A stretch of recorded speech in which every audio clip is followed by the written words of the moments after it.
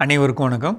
இன்றைய பதிவில் பார்க்க போகிற விஷயம் என்னென்னா, ஏலக்காய் தோட்டத்தில் ஒரு சில நிலங்களில் இந்த பயிர் சரியாகவே வளரலைங்க.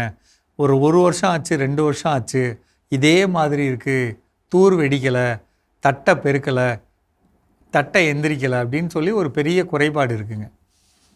இந்த மாதிரியான வளர்ச்சி குறைந்த செடிகள் இருக்குது அப்படின்னா நீங்கள் என்ன செய்யலாம்னா, ஒரு எண்ணெய் கரைசல் பயன்படுத்தலாம். அது என்ன அப்படின்னா, 100 லிட்டர் தண்ணியில் 2 லிட்டர் அளவுக்கு அல்லது குறைந்தபட்சம் 1 லிட்டர் அளவுக்கு கடலை எண்ணெய். இப்போ என்ன செய்யலாம்னா, ஒரு 10 லிட்டர் தண்ணி எடுத்து 1 லிட்ரு கடலை எண்ணெய் ஊற்றிக்கிட்டு, நல்ல தரமான கடலை எண்ணெய் வாங்கி ஊற்றிட்டு, இந்த தலைக்கு தேய்க்கிற ஷாம்பு பாக்கெட்டு, ₹1 ஷாம்பு பாக்கெட் இருக்கு இல்லைங்களா, ஒரு பாக்கெட்டை கரைச்சி உள்ளே ஊற்றி ஒரு குச்சி வச்சு சுற்றிக்கிட்டே இருக்கலாம். ஒரு 5 நிமிஷம் சுற்றினீங்கன்னா நல்லா பால் மாதிரி ஆகிடுங்க. அந்த எண்ணெய் தன்மையெல்லாம் போயிடும். இல்லை இன்னும் போகலை அப்படின்னா இன்னும் கொஞ்சம் கூட ஷாம்பு கலந்துக்கலாம். இந்த கரைச்ச இந்த திரவம் இருக்குது பார்த்திங்களா, பால் மாதிரி இருக்கும். இதை வடிகட்டி எடுத்துட்டிங்கன்னா இது கூட இப்போ உங்கள்கிட்ட 10 லிட்டரில் 1 லிட்டர் கலந்த இது இருக்குது. இதை இன்னொரு 90 லிட்டர் தண்ணியோடு கலந்தணும். அப்போ மொத்தம் 100 லிட்டர் தண்ணியில் 1 லிட்டர் கடலை எண்ணெய் கலந்துருக்கீங்க. இது கூட 1 லிட்டர் மீன் அமிலம் கலக்கலாம். இந்த கலந்த அமைப்பை பயிர்களில் தெளிக்கலாங்க.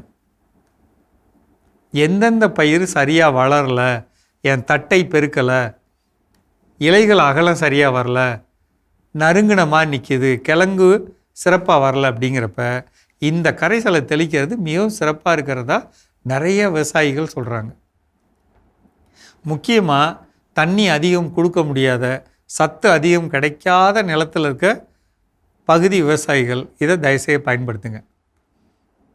மீன் அமிலம் அப்படிங்கிறப்ப அது நீங்களே போட்டு வைக்கலாம். நான் ஒரு நம்பர் தர்றேன். கோயம்புத்தூரில் அவங்க சாணப்பாசி கரைசல் தராங்க, ₹100 தராங்க.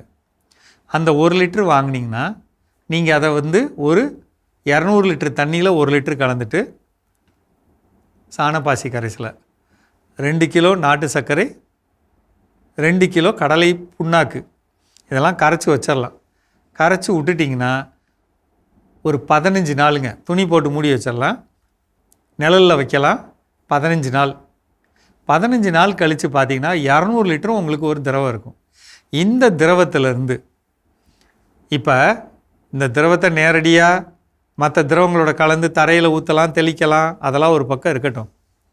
மீன் அமிலம் தயாரிக்கிறீங்கள, இந்த மீன் அமிலம் தயாரிக்கிறப்ப மீனோட கழிவும் நாட்டு சர்க்கரையும் சேர்க்குறீங்கள, அந்த திரவத்தில் இப்போ உதாரணத்துக்கு 5 கிலோ மீன் கழிவு, 5 கிலோ நாட்டு சர்க்கரை, மொத்தம் 10 கிலோ போட்டிங்களா.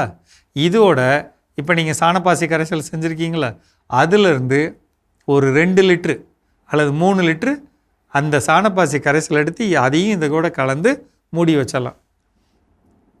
அப்படி வைக்கிறப்ப நீங்கள் 20 நாள் கழித்து பார்த்தீங்கன்னா மீனோட எந்த விதமான முள் சதை எதுவுமே இருக்காதுங்க, முழுசாக திரவமாயிருக்கும். இதை நீங்கள் பயன்படுத்தலாம்.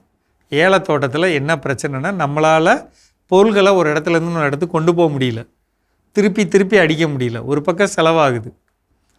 அப்போ நான் என்ன சொல்லியிருக்கேன், 3 பொருள். ஒன்று எண்ணெய் கரைசல், அது கூட மீன் அமிலம். 3வது என்ன, தேங்காய் பால் மோர் கரைசல், தேமோர் கரைசல், அந்த கீழே சரங்கள் மேலே அடிக்க. இப்படி அடிக்கிறப்ப அந்த பயிருக்கு வேணுங்கிற ஹியூமிக், ஃபல்விக் 2 சத்தும் கிடைக்கும். அப்படி கிடைக்கிறப்ப அந்த பயிரோட விளைச்சல் மிகச்சிறப்பாக இருக்கும். சரங்கள் ஓடுறதும் சரி, சரங்களோட எண்ணிக்கையும் சரங்களோட திடம் அதிகமாக இருக்கும். இதில் நம்ம என்ன செய்யணும் அப்படின்னா, பாம்பாடும் பாரா இந்த கேவிகே அல்லது பக்கத்தில் இருக்க வேறு கேவிகே இருந்ததுன்னா அங்கே, அல்லது வேறு கடைகளில் வாங்கி சூடோமோனாஸ் பேசிலஸ் சப்ஸ்டிலஸ் இதுவும் 1 லிட்டர் கலந்துக்கலாம். கலந்துட்டு தெளித்தோம்னா பொதுவாக ஏலப்பயிர்களில் இந்த ஒருவேளை அடுத்து நமக்கு மழை பெஞ்சாலோ அல்லது மழை பெய்யாமல் வறட்சி நிலவுனாலோ இலைகளில் படியக்கூடிய பாக்டீரியல் குலை நோய்க்கான வித்துக்களை குறைக்க பெரிய வாய்ப்பாக இருக்கும். தயவுசெய்து இதை செய்யுங்க. குறைந்த விலையில் ஒரு பயிரை காப்பாற்ற ஒரு மிகப்பெரிய வாய்ப்பாக இருக்கும். மீண்டும் சந்திப்போம்.